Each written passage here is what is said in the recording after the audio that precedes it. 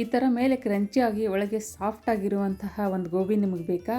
ಹಾಗಾದರೆ ನಾನು ಹೇಳುವಂಥ ಟಿಪ್ಸ್ಗಳನ್ನು ಫಾಲೋ ಮಾಡಿ. ಮಕ್ಕಳನ್ನು ಹೊರಗಡೆ ನಾವು ಕರ್ಕೊಂಡು ಹೋದಾಗ ಅವ್ರು ಫಸ್ಟ್ ಹೋಟೆಲ್ ಡಾಬಾಗಳಲ್ಲಿ ಕೇಳೋದೇ ಏನು ಬೇಕು ಅಂದ ತಕ್ಷಣವೇ ಮೊದಲಿಗೆ ಗೋಬಿ ಮಂಚೂರಿ ಬೇಕು ಅಂತ ಕೇಳ್ತಾರೆ.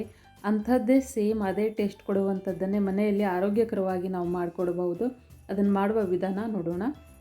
ಮೊದಲಿಗೆ ತೊಳೆದಂತಹ ಗೋಬಿಯನ್ನು ಬಿಸಿನೀರಿಗೆ ಕಟ್ ಮಾಡಿ ಹಾಕಬೇಕಾಗುತ್ತೆ. ಮೊದಲೇ ಗೋಬಿಯನ್ನು ಕ್ಲೀನಾಗಿ ತೊಳ್ಕೊಳ್ಳಿ, ನಂತರ ಈ ಬಿಸಿನೀರಿಗೆ ಹಾಕ್ಕೊಳ್ಳಿ. ಸ್ವಲ್ಪ ಉಪ್ಪು ಹಾಕಿ ಬಿಸಿನೀರಲ್ಲಿ 2 ನಿಮಿಷ ಬಿಟ್ಟರೆ ಸಾಕಷ್ಟೇ, ಜಾಸ್ತಿ ಹೊತ್ತು ಬಿಡೋದಕ್ಕೆ ಹೋಗಬೇಡಿ. ನೋಡಿ, ನಾನು ತೊಳೆದಿದ್ದೆ ಮೊದಲೇ, ಅಂದರೆ ಏನಾದರೂ ಕ್ರಿಮಿನಾಶಕ ಹೊಡೆದಿರ್ತಾರೆ ಅದಕ್ಕೆ, ಅಥವಾ ಹುಳುಗಳು ಇರಬಹುದು. ಹಾಗಾಗಿ ಸ್ವಲ್ಪ ಮೊದಲೇ ತೊಳೆದು ಆನಂತರ ಬಿಸಿನೀರಲ್ಲಿ ನೆನೆಯಕ್ಕೆ ಹಾಕಿ. ಇವಾಗ 100 ಗ್ರಾಮಷ್ಟು ಮೈದಾ ಹಿಟ್ಟು, 100 ಗ್ರಾಮಷ್ಟು ಕಾರ್ನ್ಫ್ಲೋರ್ ಹಿಟ್ಟು ಹಾಕೋಬೇಕಾಗುತ್ತೆ. ಎರಡನ್ನೂ ಸೇಮ್ ಕ್ವಾಂಟಿಟಿಯಲ್ಲಿ ತೊಗೊಳ್ಳಿ. ಮೈದಾ ಹಿಟ್ಟು ಪ್ರಮಾಣ ಸ್ವಲ್ಪ ಕಡಿಮೆ ಇರಲಿ.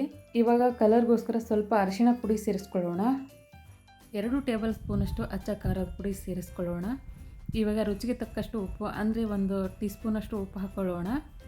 ಇದನ್ನು ಚೆನ್ನಾಗಿ ಮಿಕ್ಸ್ ಮಾಡೋಣ. ಒಂದು ಬೀಟರಿಂದ ಈ ಥರ ಚೆನ್ನಾಗಿ ಮಿಕ್ಸ್ ಮಾಡ್ಕೊಳ್ಳಿ ಮೊದಲು. ಆನಂತರ ಸ್ವಲ್ಪ ನೀರು ಹಾಕ್ಕೊಳ್ಳೋಣ. ಈ ಗೋಬಿನ ಈ ಹಿಟ್ಟಲ್ಲಿ ಸ್ವಲ್ಪ ಕಲಿಸ್ಬೇಕಾಗುತ್ತೆ. ಆ ಗೋಬಿಗೆ ಆ ಹಿಟ್ಟು ಹಿಡಿಬೇಕಾಗುತ್ತೆ. ಆ ಥರ ನೀರಾಗಿ ಮಾಡಬೇಡಿ, ಸ್ವಲ್ಪ ಗಟ್ಟಿಯಾಗಿಯೇ ಇರಲಿ. ನೀರನ್ನು ನೋಡಿ ಹಾಕ್ಕೊಳ್ಳಿ ಸ್ವಲ್ಪ, ಅಥವಾ ಅಳುಕೇನಾದರೂ ಅನಿಸಿದರೆ ಸ್ವಲ್ಪ ಕಾರ್ನ್ಫ್ಲೋರನ್ನೇ ಹಾಕ್ಕೊಳ್ಳಿ. ಮೈದಾ ಹಿಟ್ಟು ಹಾಕೋಕ್ಕೆ ಹೋಗಬೇಡಿ. ಮೈದಾ ಹಿಟ್ಟು ಜಾಸ್ತಿ ಆದರೆ ತುಂಬಾ ಸ್ಮೂತ್ ಆಗಿಬಿಡುತ್ತೆ. ಹಾಗಾಗಿ ನೀರು ಥರ ಅನಿಸಿದರೆ ಕಾರ್ನ್ಫ್ಲೋರನ್ನೇ ನೀವು ಯೂಸ್ ಮಾಡ್ಕೊಳ್ಳಿ. ಈ ಥರ ಚೆನ್ನಾಗಿ ಗಂಟು ಇಲ್ಲದೇ ಇರೋ ಥರ ಇದನ್ನು ಬೀಟ್ ಮಾಡಬೇಕಾಗುತ್ತೆ. ಇವಾಗ 2 ನಿಮಿಷ ನೆಂದಂತಹ ಒಂದು ಗೋಬಿಯನ್ನು ಇದಕ್ಕೆ ಸೇರಿಸ್ಕೊಳ್ಳೋಣ. ಈ ಗೋಬಿಯನ್ನು ರೆಡಿ ಆದ ತಕ್ಷಣವೇ ಅಲ್ಲೇ ಬಿಸಿ ಇರುವಾಗಲೇ ತಿನ್ನಬೇಕಾಗುತ್ತೆ. ಆನಂತರ ಆಮೇಲೆ ಅನ್ನೋ ಹಾಗಿಲ್ಲ. ನೀವು ನೋಡಿರ್ಬೋದು ಹೋಟೆಲ್ಗಳಲ್ಲಿ, ನೀವು ರೋಡ್ ಸೈಡಲ್ಲೆಲ್ಲ ನೋಡ್ತಿರಬಹುದು.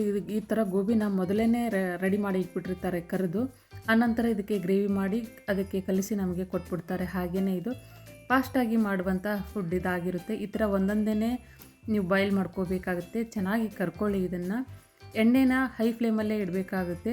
ಲೋ ಅಲ್ಲಿಟ್ಟರೆ ಎಣ್ಣೆ ಹೀರ್ಕೊಂಡ್ಬಿಡುತ್ತೆ ಅದು. ಹಾಗಾಗಿ ಸ್ವಲ್ಪ ಫಾಸ್ಟಾಗಿಯೇ ಇದನ್ನು ಕರ್ಕೋಬೇಕಾಗುತ್ತೆ ನೀವು ಚೆನ್ನಾಗಿ. ಈ ಥರ ಒಂದೊಂದಾಗಿಯೇ ಸ್ವಲ್ಪ ಹಿಟ್ಟು ಕಡಿಮೆ ಆದರೆ ಹಾಕ್ಕೊಳ್ಳಿ. ಇವಾಗಲೇ ಗೊತ್ತಾಗುತ್ತೆ, ಅದು ಕಲಿಸುವಾಗ ಅಷ್ಟೊಂದು ಗೊತ್ತಾಗಲ್ಲ ಹಿಟ್ಟು ಅದಕ್ಕೆ ಕಡಿಮೆ ಆಗಿದೆಯೋ ಇಲ್ವೋ ಅಂತ. ಆವಾಗ ಇನ್ನೂ ಸ್ವಲ್ಪ ಹಿಟ್ಟು ಬೇಕಿದ್ದರೆ ಹಾಕ್ಕೊಳ್ಳಿ, ಚೆನ್ನಾಗಿ ಬರುತ್ತೆ, ತುಂಬ ಟೇಸ್ಟಾಗಿ ಬರುತ್ತೆ ಇದು. ಈ ನನ್ನ ರೆಸಿಪಿಗಳು ಇಷ್ಟ ಆದರೆ ಲೈಕ್ ಆ್ಯಂಡ್ ಸಬ್ಸ್ಕ್ರೈಬ್ ಕೊಡೋದನ್ನು ಮಾತ್ರ ಮರಿಲೇಬೇಡಿ ನೀವು. ತುಂಬಾ ಕ್ರಂಚಿ ಆಗಬೇಕು ಅಂದರೆ ಮೈದಾ ಹಿಟ್ಟು ಕಡಿಮೆ ಮಾಡಿ ಕಾರ್ನ್ಫ್ಲೋರ್ ಹಿಟ್ಟನ್ನು ಜಾಸ್ತಿ ಮಾಡ್ಕೊಳ್ಳಿ. ಅಂದರೆ ತುಂಬಾ ಒಂಥರ ಗಟ್ಟಿ ಥರ ಬರುತ್ತೆ. ಹೋಟೆಲ್ಗಳಲ್ಲಿ ನೋಡಿರ್ತೀವಲ್ಲ, ಅಷ್ಟೊಂದು ಸ್ಮೂತಾಗಿರೋದಿಲ್ಲ ಅದು ಕೆಲವೊಂದು ಕಡೆ. ಆ ಥರ ಬೇಕು ನಮಗೆ ಅಂದರೆ ಕಾರ್ನ್ಫ್ಲೋರ್ ಹಿಟ್ಟನ್ನು ಜಾಸ್ತಿ ಮಾಡ್ಕೊಳ್ಳಿ, ಮೈದಾ ಹಿಟ್ಟನ್ನು ಕಡಿಮೆ ಮಾಡ್ಕೊಳ್ಳಿ. ಒಂದೊಂದಾಗಿ ಈ ಥರ ಬಿಟ್ಕೊಳ್ಳಿ, ಚೆನ್ನಾಗಿರುತ್ತೆ ಇದು. ಈ ಒಂದು ಮೈದಾ ಹಿಟ್ಟು ಅಥವಾ ಕಾರ್ನ್ಫ್ಲೋರ್ ಹಿಟ್ಟನ್ನು ಜಾಸ್ತಿ ಬಳಸೋದ್ರಿಂದ ಆರೋಗ್ಯಕ್ಕೆ ತುಂಬಾ ಹಾನಿಕರ ಅಂತ ನೀವು ಹೇಳ್ಬೋದು.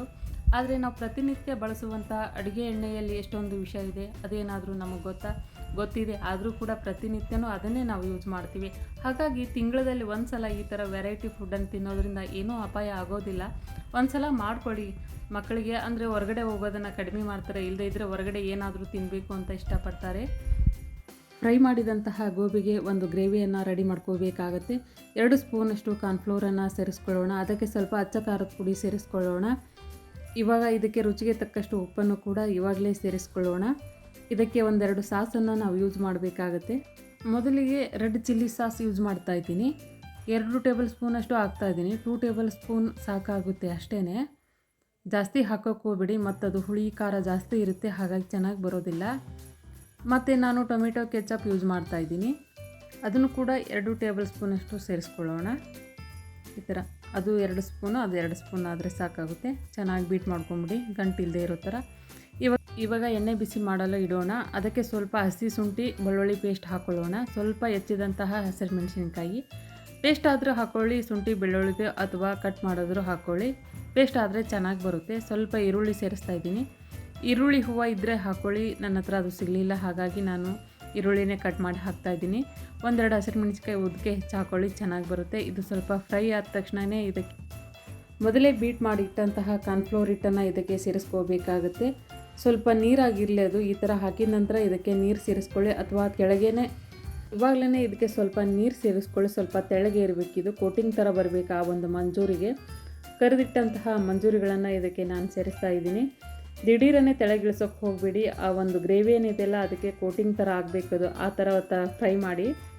ಸ್ವಲ್ಪ ಕೊತ್ತಂಬರಿ ಹಾಕಿ ಫ್ರೈ ಮಾಡ್ತಾಯಿದ್ದೀನಿ. ಈರುಳ್ಳಿ ಹೂವಿದ್ರೆ ಹಾಕ್ಕೊಳ್ಳಿ, ಇವಾಗಲೇ ಚೆನ್ನಾಗಿ ಬರುತ್ತೆ ಅದು.